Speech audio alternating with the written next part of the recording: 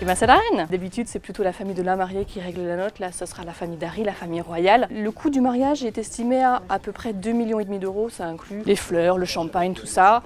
Un gâteau pour la bagatelle d'un peu plus de 50 000 euros. Hein, on espère qu'il sera bon. Mais le plus gros poste, en fait, c'est les Britanniques qui vont le payer. C'est la sécurité. Il y en a pour à la louche, 32 millions d'euros. Et puis Meghan va aussi un peu sortir des sous de sa poche. C'est elle qui va payer sa robe. On ne sait pas encore qui va la dessiner, à quoi elle va ressembler. Ce qu'on sait, c'est que pour éviter tout incident diplomatique au sein de la famille royale, elle devrait coûter moins cher que celle de Kate, qui avait coûté 285 000 euros. Alors, ça reste évidemment un mariage princier, donc ce sera forcément du conte de fées. Mais il ne faut pas faire de l'ombre au mariage de Kate et William.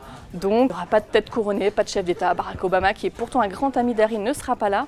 Meghan et Harry ont préféré inviter des anonymes, des membres des associations qui le soutiennent.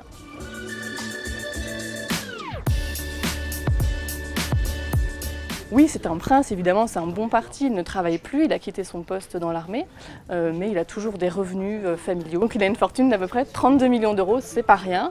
Cela dit, Meghan n'est pas à plaindre non plus. C'est une ancienne actrice américaine qui jouait dans une série à succès, 40 000 euros à peu près par épisode. Alors évidemment, elle va arrêter de travailler après son mariage. Plus question de jouer dans des pubs, dans des séries, dans des films.